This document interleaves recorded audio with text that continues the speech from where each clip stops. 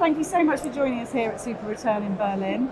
How do you price the risk of uncertainty and illiquidity in a rising interest rate environment like this? What's the most sort of basic things you look at in terms of a toolkit for managing that situation? Yeah. One would argue that interest rate has risen and in fact probably will plateau at these levels. In fact, when you look at forward markets and interest rate curves, there is a drastic expectation of lower interest rates, base rates going forward, which actually presents substantial amount of execution risk should that not ultimately fulfill. And in fact, the curve will flatten. There is a very substantial chance of real repricing of financial assets and leverage. So we are incorporating that scenario into our analysis, into our underwriting. And what impact does the current market uncertainty have on the deployment pace as well? We have, over the years, post-COVID, modulated our deployment based on opportunity and volatility. Most recently, I would say that both our pricing power and the opportunity sets have materially gone higher. And are you seeing anything particularly interesting in terms of trends or themes in that sort of environment that you're dealing with? So I think the special situations and distress space has definitely garnered a lot of focus and attention.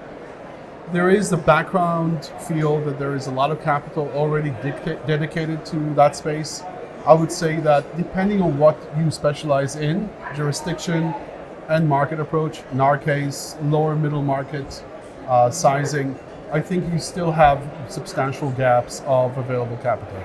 And as well as that, you're seeing perhaps a shift in valuations in this environment too? Certainly, you would expect so. So, clearly the interest rate impact, global macro uncertainty, energy prices, and inflation have all generated a storm of uncertainty that has ultimately found its way into asset prices.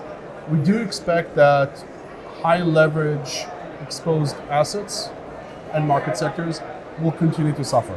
Okay, but you're seeing that asset-backed structures are okay, still holding up? So I think asset-backs allows you to do two things. First of all, get a more predictable cash flow model, which then ultimately produces a more tight or better underwriting criteria. And then ultimately, from a downside protection perspective, you do have an asset that is ultimately be able to be liquidated.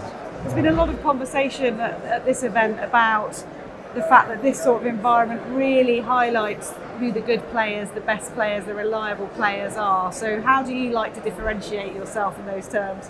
Well, one, hopefully we get considered to be a good player. So I think three things are important. The first one is integrating macro analysis.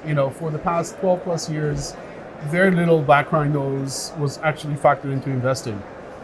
So execution and underwrite was important, but you would dive into a very narrow set. Most recently with the macro thesis around us, integrating macro is a very key component of investment success. So I think that is going to be differentiating. I think performance is a big differentiator going forward. This is the largest ever Super Return International event. So what conversations are you hoping to have this week, and what do you hope to glean and both impart while you're here? So I think understanding and assessing LP's concerns and focus points is number one. You're then ultimately able to understand better not only what is expected of you, but what is likely to transpire in the next 12 months, both in terms of capital allocation as well as potential flows. I would say that everybody is macro aware. Very few have a very concrete, high conviction view of what will transpire in the next 12 to 24 months. So it's going to be a really interesting conversation for you to have here, some key meetings. Well, thank you for sparing time to speak to us. It's great to talk to you. With pleasure. Thanks very much. Thank you.